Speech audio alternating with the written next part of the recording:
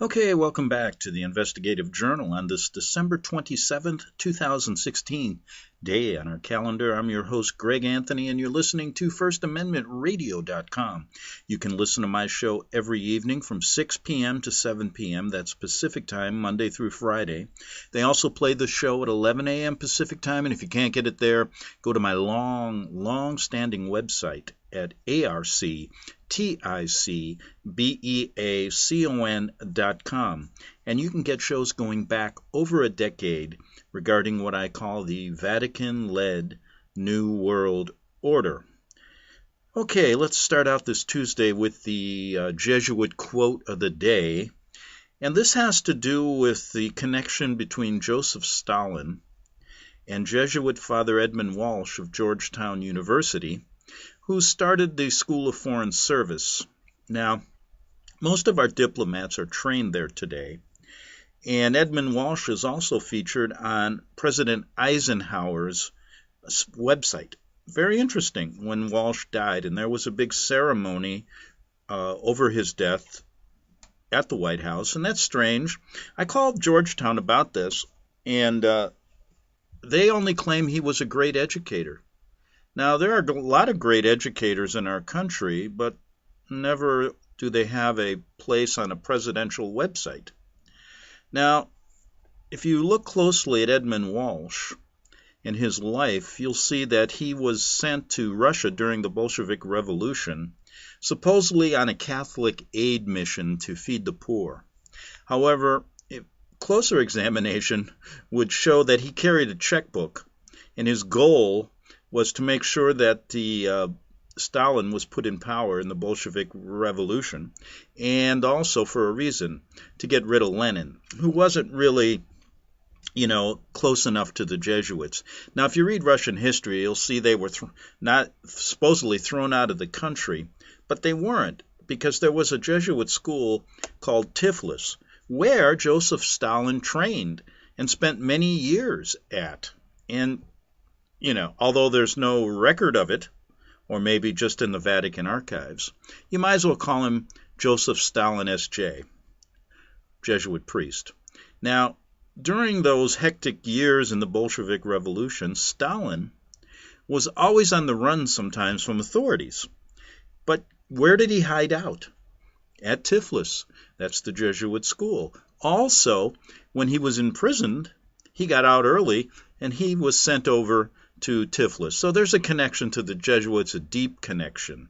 Now, before looking at his profile, which I'm not going to do today, because the only thing I'm going to do with his profile is tell you his real name wasn't Stalin. That means steel, made of steel, a Jesuit name they gave him. And his name is so long I can't even pronounce it, but you can look it up.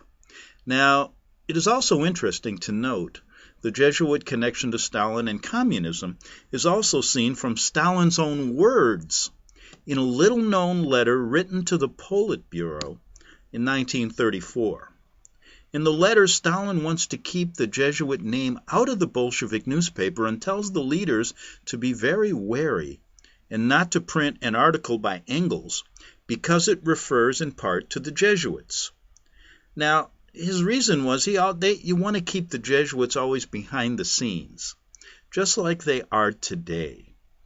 It's very obvious when you look at our government in America. Let's look at the United States. Behind the scenes, we have Jesuits all over the place. Remember 9/11? Who can forget that, right? The Patriot Act actually was written prior to 9/11 by a Jesuit lawyer named Vinh Diem, a Vietnamese Jesuit lawyer at Georgetown University. A lot of our policy, foreign and domestic, comes out of there. Most of our diplomats still come out of the School of Foreign Service at Georgetown. And if you start looking at the backgrounds of all of our leaders, and many of the people that you'll find in their cabinets and running the country, and the CIA, all of these, they all have Jesuit connections. And that's just the tip of the iceberg. We're not even getting into the Knights of Malta and all their other connections. But in this letter, Stalin had warned, let's keep this Jesuit idea out of the public view. And here's the quote by Engels. which Stalin warns must be kept out of the Bolshevik newspaper. Quote, foreign policy, Engels states, is unquestionably in the realm in which Tsarism is very, very strong. Russian diplomacy constitutes a new kind of Jesuit order, which is powerful enough to overcome, when necessary, even the Tsar's whims, and while spreading corruption far beyond itself, is capable of stopping corruption in its own midst. Unquote. So there you have it. The Jesuits were working behind the scenes to get rid of the Tsar, put Stalin in power. We have connections to Father Edmund Walsh at Georgetown University, going over there with a blank check and making sure this got done. Interesting. A good Jesuit connection today, correct? Okay, let's move on. And we have, 3 or 4 days left in the old year. We're going to start 2017, and everybody still, no matter how old or young, you hear the word, well, what are your New Year's resolutions? Everybody wants to, I was thinking this morning, just simply walking in, I go, boy, I got to drop a few pounds, I got to start working out a little bit more, things like that. But let's go a little bit deeper with that thought. And my thought today, and this show basically is for all you people out there who doubt my connections that I make between the Vatican, our government, and what I say about the Jesuit order and how they are behind the scenes working to destroy Western civilization as we know it. This show is for you. And what I mean is, why don't you make a New Year's resolution to change your belief system? Well, it can be done. I'm a perfect example of it. But what I mean is, and this show could also be dedicated to all of you Catholics out there who still doubt that satanic worshiping goes on at the Vatican, and that the Vatican really meshed together paganism and Catholicism. And when they say they worship God, they really worship Lucifer. So I'd like you to change your belief system, but you're going to have to do it on your own. So this show is meant to do that. And, a long time ago, I used to do somebody, I have a little entrepreneurial spirit in me still. And I started a few businesses in my day, a couple of restaurants. I'd enjoy that experience. I also had a small newspaper, 2 of them, in fact, prior to the internet, small town newspapers. And, then I began to do radio and all this stuff, and I always have this idea, what business could I start? So I thought about a travel company that would send people to places like the Vatican, would send places to like Washington, D.C., to London, and other places in the world. And instead of, this typical BS you hear on a travel tour, to really point out all the satanic Luciferian connections to these cities and towns and governments and churches. And the show's also dedicated not only to you Catholics who can't get it into your head that this exists, and I'm not going to force it down your throat. I just am making a connection over years, one of working in Rome and being right there and seeing a lot of these satanic symbols all over the Vatican, skulls and bones and what have you. And then I came back and saw all these Masonic symbols in Washington, D.C., saw all these Masonic symbols when I was in London. It's incredible. So I said, wouldn't that be a great travel company? People who want to get to the truth. But I do it in a sense where you sign up and you come with me and we talk about the real symbols behind all these little structures you see when you go to Greece, when you go all over the place. Wouldn't it be great? I thought it'd be a great business. It's hard to get money to fund that business, though. You know how you go to, can you imagine going to a banker who's a Knight of Malta and you say, sir, I have this idea. I'd like to expose the Knights of Malta and the Vatican and the New World Order, and I want to show all these satanic symbols. Boy, when you're dealing with all those people in finances that work with these people, they're not going to want to get this exposed. So money is going to be a little bit hard to get the business off the ground, right?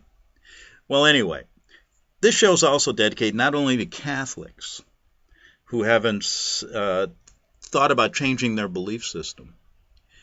It's also for you Scientologists. We've made connections to Scientology in the Vatican. All you Mormons who, remember when we had Truott and a number of other Mormons who traced back the Book of Mormon and had some Jesuits involved in maybe writing it? And then we also traced back, for you Muslims, the Vatican also maybe being involved in creating Muhammad and writing the Quran. They like to create religions. That's what they do. They're really good at it. They create all these things, and look at what they did to Catholicism. They meshed it with paganism and created this, great deception. And then they have some fantastic ideas when they did the Book of Mormon, when they did the Quran, and I'm sure they had their hands in other things. Scientology, and I probably find more. But anyway, I'll leave that up to you. So I thought, well, is this not a bad idea, right? Not a bad idea. So this show is basically dedicated. I'm going to start out with a group that I would send my let's say somebody signed up, 20 people want to go on a tour, and they would say, well, where do you start? Here, I'd like to start out in a place where nobody really talks about. And they're called the Capuchin monks. And this would be a great starting point to show people that, boy, these people are worshiping something more than the God that we read about in the Bible. And what do I mean by that? Well, most people don't even know who the Capuchin monks are, do they? No. I didn't know about it till I heard about them when I was sitting in Rome talking to a priest, a Franciscan, who told me about the Capuchin monks. And he said, you should go down to Sicily and see what they got going down in Palermo. They're still existing. They were formed as an offshoot of the Franciscans back in the 1500s. And they were never supposed to touch money. This is an interesting aspect to the Capuchin monks. They were supposed to beg for everything. Okay. Why not come to America and sign up all these homeless people and then, create a monastery for them like you guys did there, and then put all these skulls and bones and everything, and when they die, they can lay there and rot, just like they do in Palermo, and I'm going to show you this in a minute.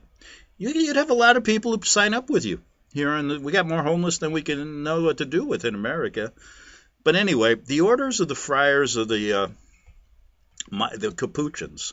I'm going to give you just a little bit of background here so you know what I'm doing. This would be first stop on my tour. They were the orders of the Friars. They were offshoots of the Franciscans. The worldwide head of the order, called the Minister General, is currently Mauro Genri. I'm not sure if that's quite up to date, but they're still around. So who are these Capuchin monks? It's amazing. So I took a little ride down to Palermo years ago when I was in Rome in the 80s. And I wrote a story about this, but they didn't want to print it in the American newspaper, so I didn't make any money on it. So here's the deal. It's amazing when you go down to Palermo. It's a bone-chilling catacombs of the Capuchin monks. Can you believe this? Now wait till I... Okay, let's look at the Capuchin monks in Palermo. Now, although it's not at all rational, is it? We humans possess this urge to always be terrified, right? We love it. Why else would we pay money to watch horror films? Why visit haunted houses? Tell ghost stories? And in Palermo, this is a city, I tell you, I love that city, of gorgeous churches and fascinating history. Why should one of the top tourist attractions there be a corpse-filled dungeon of the catacomb of the Capuchin monks? What's wrong with us? What's wrong with these people that go there? That's one of the biggest tourist attractions. And I went there and I sat there and I went, I better have a glass of wine over this one. But I found, on the outer limits of the city, the Capuchin catacombs hold the remains of over, they say, 8,000 souls. They may have grown since the 80s. Now, they're disembodied shells propped up against the walls or resting in open caskets. Down in the cold, dry basement of the monastery, the relentless march of decomposition takes its time. It's pretty stinky. It's a gruesome display. And though some of the bodies have been reduced to skulls and bones, the majority of corpses are still rotting there. What is this? Isn't that against the law? What about if I said this? Okay, when I die, I want you to place me on top of a boat right in a harbor and let my body just rot up there. Now, would I be able to do that? Of course not. It's sick. But here we have the Catholic Church, one of the oldest orders, letting corpses still rot. Now, their half-decomposed bodies are still there, and the face skin slowly peeling off the skulls. Corpses striking ghoulish poses as their bodies slowly fall apart. Hollowed out faces and grotesque grimaces, teeth and even mustaches still intact. An infant in a tiny coffin, its face reduced to a pile of crinkled skin, like dry crushed leaves. Monks dressed in hooded robes, staring at you from their eternal perch. And an entire army of babies, of the baby undead. It isn't the kind of horror which jumps out at you, and you scream and then laugh at it. No, the catacombs provide the long-lasting sense of dread, which worsens with each step when you walk in there, which becomes more unbearable the longer you remain there. So why is it one of the biggest attractions? Now, I got a little history from this journalist who wrote this story here, and he said the first monk was interred there in 1599, and his 400-year-old corpse is still on hand to greet visitors upon entrance. For centuries, the catacombs were strictly for the monks, but eventually opened up to well-paying members of the public. So what they were doing was they said, hey, if you give us some money, they're beggars, right? We'll let you rot in our catacombs. You can be, displayed here for all of eternity. What kind of sickness is this? Now, you Catholics out there, you have a chance to change your belief system. And I'm going to give you a few reasons outside of the Capuchin monks and also in the second half hour, which should make you think about what we say here on this show. So, for reasons that can only be understood as macabre, families actually wanted the corpses of their loved ones preserved and displayed so that they could come to visit. Strange. I remember when I walked in there, I said, this is like, okay. It reminded me of when I go to that Hollywood Museum of Horrors or something, where they put all these, fake figures in there. I remember once when I was a kid, well, not a kid, I did a little work in Hollywood, and I got hired as an actor to be in one of those horror movies, and they had to dress me up as some monster. And that's what it reminded me of. And we worked in this big warehouse, and all these monsters were coming in. It was one of those crazy movies. I did that back when I was in my 30s. But anyway, this is real. I mean, the standard method of preservation was to open up the corpse shortly after death and remove all the vital organs. Here's how they did it. Then the body would be stuffed with hay and left in the sun to dry. Many of the corpses have hay poking through their necks and falling out holes in their skin. I don't remember that, but we can only pray that the herd of horses never finds its way to the catacombs, because that would be truly unholy feeding frenzy, wouldn't it? Wow. The final soul to be interred here was the benefactor of a special conservation process designed by a specialist named Solifia.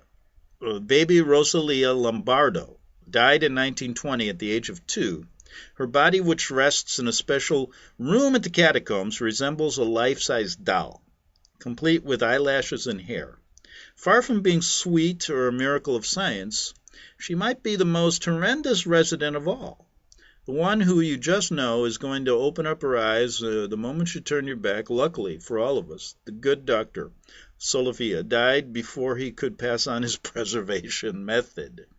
So they haven't done it for a while, but they still display this stuff. I guess Palermo came down and said, hey, come on, guys. Enough corpses with the Capuchins. We get the point. Because it's such a unique and interesting place, the Capuchin catacombs definitely warrant a visit. Now, this is on my tour. Yeah, now, I don't know if you want to go there. You might want to go there just to verify that it exists. But those who are easily terrified might, just want to stay away. Now, photos and videos. This is interesting. You got to sneak. I don't know how they do it today. Might be able to sneak a camera in there. Remember that Get Smart guy? You have a hidden camera. Don Adams. Didn't he play Get Smart? Yeah. Put it in your shoe or something. Photos and videos are strictly prohibited in the catacombs. And we had to purchase permission, and this was a company that went there at a rather hefty rate, hence the watermarks. If you like to use these images, please get in touch. So what happens here, if you pay them enough, you can get pictures. Okay? Now, when I went there, I went with a camera. And I remember they wouldn't let me even bring the camera in. I said, well, I'm not leaving it in Palermo. I'll come here and the camera's gone. So the monk said, I'll take care of it. Don't worry. You get your camera back. So I remember because I said, I'm a journalist from Rome. And he said, you speak pretty good Italian. Do you speak Sicilian? I said, no, I don't. I had a hard time understanding Sicilian. So there's a whole bunch of pictures I'm looking at here. But this is an amazing story, isn't it? The Capuchin monks. And, wow, that would be my first item on my, got to think of a name of the company. Maybe some of you out there, maybe there's some investors out there who want to start this kind of travel company. How about we call it let's see, I'm going to have to think about it at the break. So if you have a name, there's many there's so many satanic places we could go to in the world and really get the truth out this way. And listen, we'll make it affordable. Look at what the Capuchin monks charge just to, what they were charging for centuries just to have their bodies. There's 8,000 people there. And these guys are still they still are there. I remember the couple, I'm going back years, but I remember the nice little old monk in there. I don't know how. I said, where do you guys don't have, I hope you don't eat in here. I was thinking, it's a crazy place. But the real point is, I only got a minute here, and then I want to get to more stuff about satanic worshiping in the Vatican, which is a hot topic today with Pizzagate and all these other things coming out of the open. Just like the gay community is coming out, now. So the Vatican's coming out. They're showing us they're Satans, and they don't care anymore, Satan worshippers. So next half hour, I'm going to try to change the belief systems of all you doubters, you Mormons, you Muslims, you Catholics who still haven't gotten out of this beast.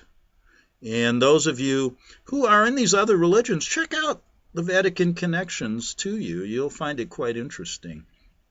And remember, they want to take all of this and make it into one. That's their big deal now. They want to turn everybody into one world religion, and we'll get into that a little bit in the second half hour. So, if you have any ideas about the name of this travel company, let me know. Back in 3 minutes on the Investigative Journal.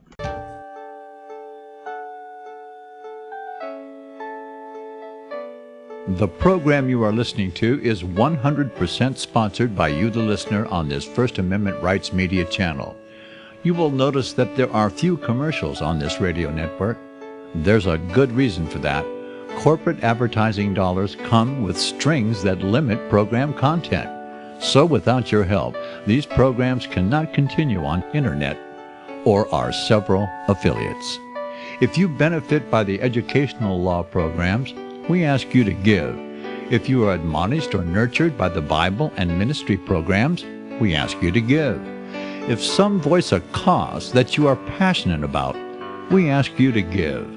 If you believe in any of these, we ask you to support them as you would a missionary on a continual basis, as if giving a tithe for missionary radio. These programs are not commercially viable and must be supported by those faithful to the cause of truth. Look for the button to sponsor your favorite programs at our listen and schedule pages on the internet. Then, when you subscribe, we will send you the last quarterly MP3 CD of that program immediately, and continue to do so with each new quarter.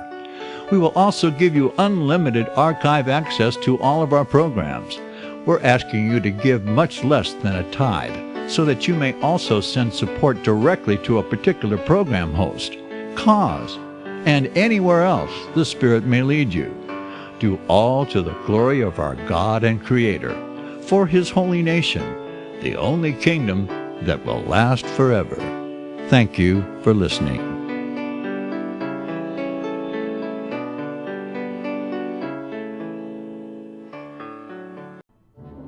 The book of Revelation says, "The spirit of prophecy is the testimony of Jesus Christ." This is at the very heart of FirstAmendmentRadio.com. In that spirit, we have created the Prophecy Reality News app for all of your mobile devices, streaming First Amendment Radio 24 hours a day, 7 days a week. Available for your Apple, Android device, and smartphone, absolutely free. Get the Prophecy Reality News app installed today so you can listen to First Amendment Radio wherever you are. The Prophecy. Since the beginning of time, kings have sought it, nations have fought for it. It has been traded, it has been borrowed, it has been purchased, it has been stolen. There's a reason for it. To secure the blessings of liberty to ourselves and to our posterity. Invest with the security of gold and silver. Call Discount Gold and Silver Trading at 1-800-375-4188 or visit discountgoldandsilvertrading.net. Listen to Financial Survival with your host Melody Cedarstrom right here on FirstAmendmentRadio.com at 4 p.m. Eastern or 1 p.m. Pacific Time. Visit discountgoldandsilvertrading.net or call Discount Gold and Silver Trading at 1-800-375-4188. Toll free 1-800-375-4188. Okay, we're back on the Investigative Journal, and boy, those Capuchin monks are something else, aren't they? You know, I'm looking up. I have to give credit to these people. Go to PalermoFor91days.com. I guess it's a couple guys. They go around and they're travel writers or something, and they use the web. When I was there in the 80s, there was no website. There was no web. There was no internet. So I just had to write it by hand and try to get it to people, which I didn't, and never could get any pictures. It was amazing that I got my camera back. And I thought I'd read a couple comments. It says, Isabella says this about the catacombs of the Capuchins. She says, amazing preservation on some of these fellows. But for some odd reason, I'm not quite as hungry as I was before I decided to view these images. And another person says, Chick, says, terrifying yet fascinating. The hanging monks are a nice touch. I can't believe how many corpses are down there. You know, I thought the same thing when I went there. I just couldn't believe I'm looking at all this. And I asked this one, I remember he's a small, bald-headed monk. And I asked him in Italian, I said, why do you have all these here? And he kind of glared at me, smiled, and said, oh, we're honoring the dead. But they made a lot of money, though.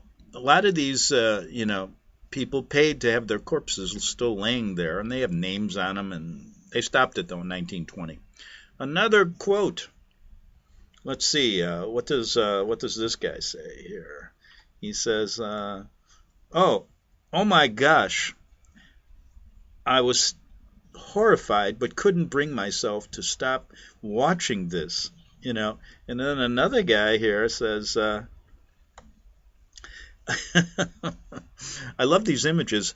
I'd die just to be able to be there someday. Okay, kind of tongue-in-cheek. So, okay, enough on the Capuchin monks, but if you want to go to Palermo, make sure you visit the Capuchin monks if you don't believe that these people are sick. And they do, I'm telling you, they've been worshiping Lucifer for a long time. And a lot of the ceremonies today at the Vatican also show that.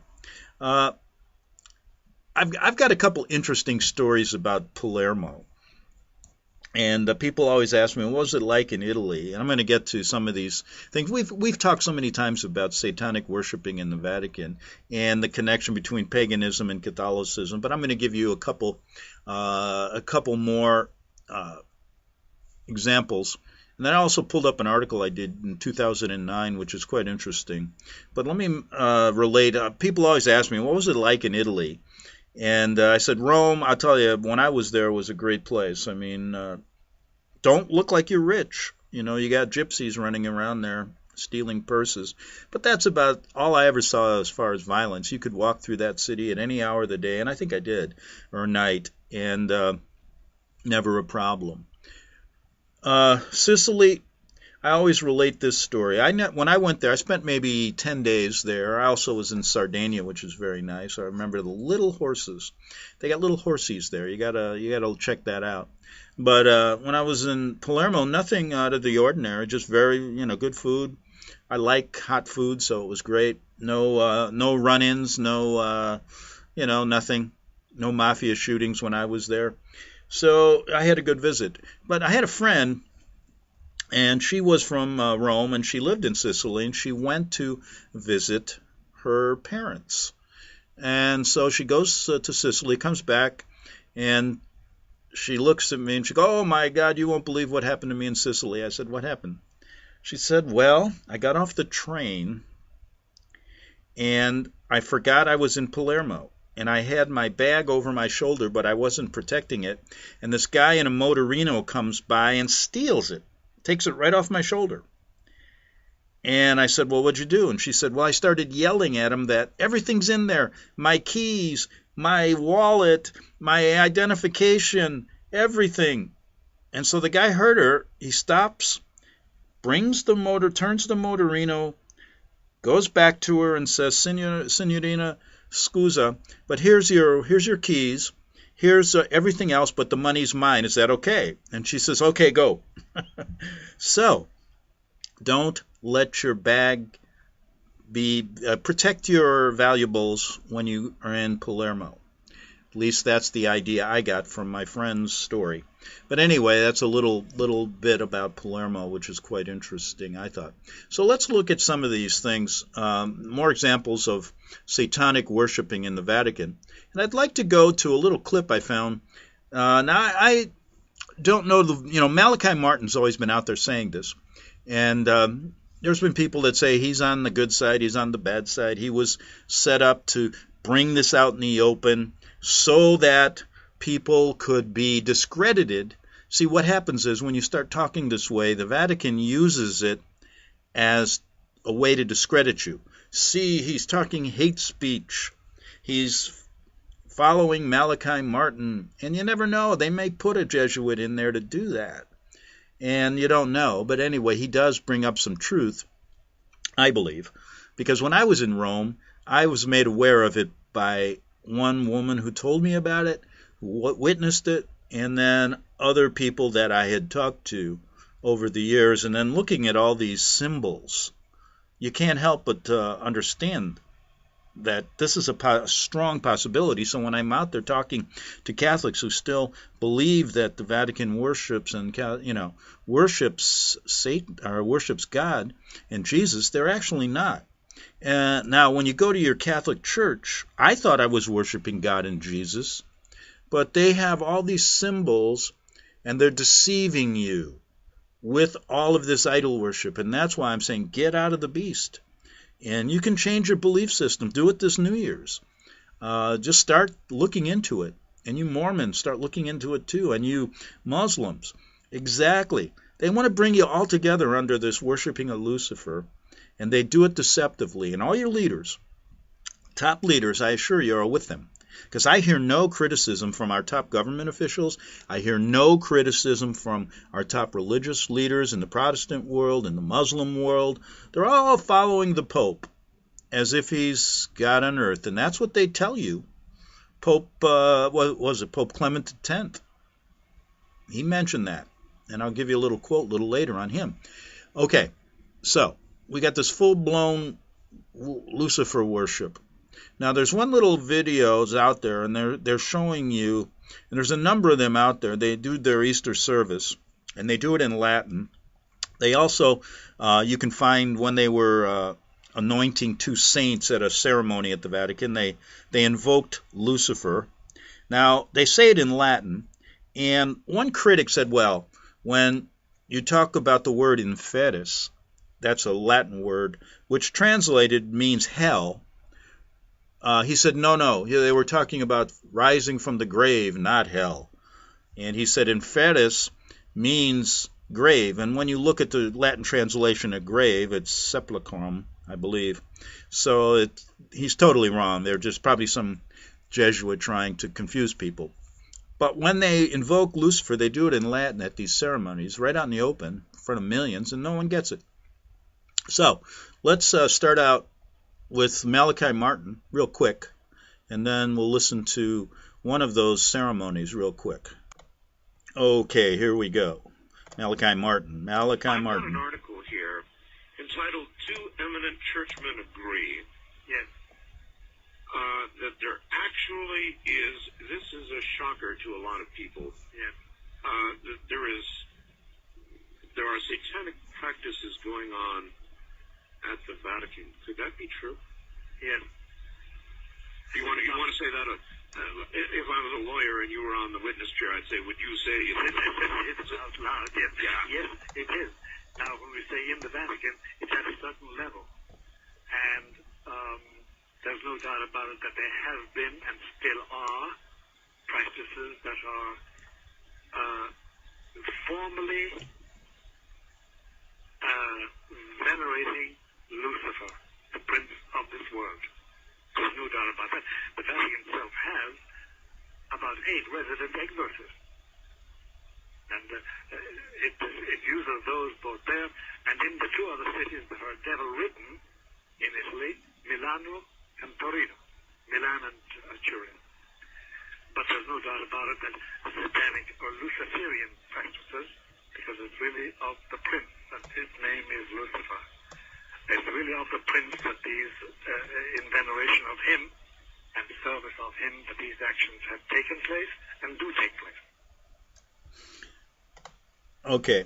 Now, what I mentioned was that they exalt Lucifer as a victor over Christ. Yes, they do. And here's a ceremony regarding that. And I'm going to play that in just a second. So just hold on here, and I want to play this really quickly for you. It's only a minute or two, and you'll get the idea that this was done, I believe, either at an Easter service or at an anointing of 2 saints. Okay, now, the Pope's deacon in this invokes Lucifer, Satan. Yes, this is during Pagan Easter Vigil Mass 2012. And you'll hear a little bit in Latin, and I'll translate it in Italian or in English. And they've done it every Vigil Mass since then. Here we go. See what they say here. Flaming Lucifer finds mankind. I say, O Lucifer, who will never be defeated. Christ is your Son, who came back from hell, shed his peaceful light, and is alive and reigns in the world without end. The Latin he sings here, and it goes like this. Wow, it's amazing, isn't it? I remember that sound when I was a kid. Brings back nightmares. Here we got to go here. This is interesting. Flaming Lucifer, he says. And it's in Italian, it's in Latin, and just what I said. Regressing, and there's the word inferis, and then somebody argued inferis means grave, so it's not hell, but it is hell. quite interesting. This brings back memories when I was a kid. Boy, I'd heard these. I didn't know what the heck I thought they were worshiping God, to be honest with you. So long I did. That's what I mean. If I can change my belief systems, so can you. You know, I was once a Catholic who was deceived. Then I became an atheist. Now I believe in God as a Christian. If I can do it, I was a crazy journalist. Thought I knew everything. So he says, flaming Lucifer. Lucifer finds mankind. We're going to do it again here, just so you get the hint. I say, O Lucifer, who will never be defeated, Christ is your son. Do you get what he's saying here? They were worship. Lucifer's the God now? Christ is your Lucifer's son? Christ is not Lucifer's son. These are Satanists. That's what he's saying. Incredible. Just totally incredible. And remember Revelation 18:4. God calls his people out of Babylon. And that's exactly what you're listening to here. Now imagine when you're a young kid, if you're a Catholic out there, and you've listened to this. I remember these, when I grew up, there was no English Mass even. It was all Latin. Who knows what the heck they were trying to ingrain in my head. But anyway, okay, I try to make things simple. I'm just a simple reporter. I don't want to make this too complicated. But this is a system of satanic worshiping in the guise of Christianity. They bring in all these pagan symbols. They bring in this deception, worshiping Lucifer instead of God, making the billion strong believe they're worshiping God. And Pope Clement X, I believe, said, and I don't have the exact quote here, I'll get that for you, but I'll just paraphrase. He said that the Pope is Jesus Christ, and he shouldn't be analyzed, but he should be obeyed. Okay, that's what Pope Clement, so that's what they, but the Pope here really is worshiping Lucifer, and perhaps we should then say he's Lucifer in disguise. So that is an interesting scenario, isn't it? Now, over the years, I've tried to show this to people and many times get criticized, and there will be a day when this will be called hate speech, but just take a trip down to the Capuchin monks in Rome, take a trip or in Palermo, take a trip to the Vatican, see all these satanic worshiping symbols there, listen to the symbol, what they just said, and if they say it's hate speech, I will say, can I quote what they say at the Easter service? Now, how can that be hate speech when they tell you? I'm not making it up. And I also wasn't making up this article that I wrote on January 4th, 2009. And I've got about, 9 minutes here, so I'll see if I can get most of it in. And it's one that a listener recently made me aware of. And the title was Demonology at the Heart of Sexual Perversion Amongst Vatican Priests. So what I was trying to get at was behind all this pedophilia and all of this perversion is something more sinister. And this ex-seminarian talked openly about demon priests and sexual perversion. Now, a former Catholic seminarian, I wrote this, recently said a dying woman confessed to him that she was sodomized by a high-level Vatican cardinal in front of other demon priests in one of their many satanic ceremonies. The unsolicited confession was given to Tom Barnes of Alexandria, Virginia. He was 53 years old when this was done, who is now retired from the Coast Guard and a grandfather. Barnes, who spent 1969 through 1972 in a Philadelphia seminary before dropping out, believes demonology is what is really behind the wave of sexual perversion among Catholic priests. In an email sent to Matt Abbott, who writes for a website entitled Renew America, Barnes claimed he was sexually and physically abused by Catholic nuns as a child and attended the same seminary with the infamous child molester from the Philadelphia area named Father Brzski, B-R-Z-Y-S-K-I. In this quote, said Barnes, he said, one of the most infamous child molesters in Philadelphia Catholic history, Father Jim Brzski, was a year ahead of me in seminary. I remember him as a jovial fellow and farewell type who always was laughing and carrying on. Now this is a quote by Barnes. I had no sense that he was the monster he apparently is. So much for my sense of insight. Priests and nuns get drunk on God power in their psyche. They get bent, and their minds, their souls, their lives can take a very bad turn. And because they affect so many people because of who they are and what they do for an avocation, they can do tremendous damage to an entire community. That is without perverted sex even entering the picture. Once perverted sex enters the picture, a bad situation turns downright evil. Focusing on sex is a start, he says. This is Barnes speaking, but it is not the real story. The real story is that these men have literally sold their souls to the devil. They know it, and they would do it again if they had a chance. Here is the email sent to Abbott. Okay, I am a left-wing lapsed Catholic, whom you would not agree theologically, but I read your column every time it was posted on the website for Catholic Reporter Abuse Tracker. I am very impressed with your research and writing style. You have a lot of good but solid things to say, and your point of view is usually right on. I attended high school seminary my senior year and went to St. Charles Borromeo Seminary from my freshman year of college until the beginning of my junior year. I transferred to Mount St. Mary's in Emmitsburg and got my first degree there. The whole perverted sex thing with priests and bishops and maybe with nuns is about power. But even more than that, it is about demonology. In a psychological sense, I'm not talking about theology here. You have to understand what the power of God does to the psyche of a human being who is accepted as a priest by the people in the one true church, they say. He is, in essence, thinks he's a god. And he knows if he is emotionally stable and somewhat normal in psychology, he can rise above the abnormal psychology here that comes with being a god. If he is not, well, other things happen. And, you know, she goes in depth in some of the psychological aspects of this.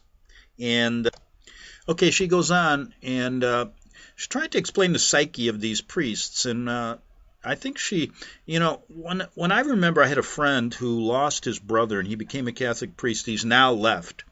He was a high school buddy of mine. And I remember when he went in, I said, Tim, what are you doing? And he goes, I just feel like I need to be close to God. I need to serve God. I need a special place for God in my life. Okay. So that when she was writing this, I was thinking of him. And she goes on to say this, and Tim got out of the priesthood and is now married. I haven't spoken to him. But I only got 3 minutes here, so let me get down to the point. She says, if the human psyche is willing to accept the special place in it for the voice of God in the seminary, in the priest's life, and the perks that go with that, how much more powerful would you be if you split the difference and also became a priest of Satan? In other words, a demonologist. I'm not sure, she says, how many priests and bishops in the U.S. are in fact Black Mass participants or demon priests, but I do know this. Child sodomy and forced child rape are sacraments in the demon church. So what I'm saying is simply this. In my opinion, based on my limited experience as a seminarian from 69 to 72 in the Philadelphia area, I believe, at least to some extent and to some degree, demonology in the psychological sense is at the heart of this wave of perversion amongst Catholic priests and bishops. Now, he says, one very famous and powerful American cardinal from my days in seminary was even noted by Malachi Martin as a well-known demonologist who held back ceremonies in the Vatican. Okay, so here we go. And there's much more. You can get that article at my website at arcticbeacon.com. And you can just, January 4th, 2009. And quite interesting, isn't it? So to the heart of this, so when we look, I'm trying to make it real simple for you. We ask the question first, how far does this demonology, this Satan worship go, this Lucifer worship, where where much of the practices in this child abuse is considered a sacrament, okay? Can it go to high-level officials who work with the Jesuits and our government? Of course. What about these pedophile rings run by many powerful, wealthy businessmen in the Knights of Malta and other places, and cardinals and bishops, and all of these working together? We're seeing that kind of satanic perversion going on right out in the open. That's why they wanted Pizzagate out there, to let you know. That's why they showed you, remember one of the Super Bowls? They even had Katy Perry. I mean, it's so obvious. She's riding the beast, a symbol out of Revelations. They're showing you right in your face, the worship of Satan will be our one world religion. And either you join us or you're going to be marginalized at the least, and murdered, and somehow killed through all of their methods, whether it be drugs, whether it be bad food, bad air, chemtrails, you name it, wars, they've got it all. And the real question becomes, can you people out there, and I said the show is dedicated to people who doubt this, who are Catholics, who are Mormons, Muslims, who think that this doesn't exist, will you be able in the new year to at least try to change your belief system and look at this and not dismiss it as hate speech or as conspiracy theory? Okay, back tomorrow on the Investigative Journal. Hope you enjoyed the show. See you tomorrow. Visit crosstheborder.org, CROSS, crosstheborder.org, to get your print, EPUB, or PDF version of the book, The Rapture Will Be Canceled. That's crosstheborder.org. I know you all want answers, and believe me, so do I, and I'll do my best to get them. Despite Nicolas Cage's promise to do his best to get left behind rapture answers for us, don't hold your breath. Not everyone believes Left Behind is true prophecy. Some may even regard as conspiratorial the mainstream re-release of the Left Behind movie, with actor Nicolas Cage portraying the main character, as an attempt to further reinforce in the minds of all this perception of false prophecy, in order to condition the masses for the play about to begin. If you want true Bible prophecy answers, get the book, The Rapture Will Be Canceled. The author exposes the Latin rapture origin, the 7-year tribulation deception, true Bible revelation of Daniel's 70 weeks, the abomination of desolation, the restrainer, America in the Revelation, the image of the beast and the mark of the beast, and the truth about God's chosen people, and so much more about Bible prophecy.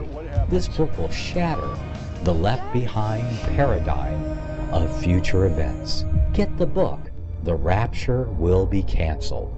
Visit crosstheborder.org, CROSS, crosstheborder.org, to get your print, EPUB, or PDF version of the book, The Rapture Will Be Canceled. That's crosstheborder.org.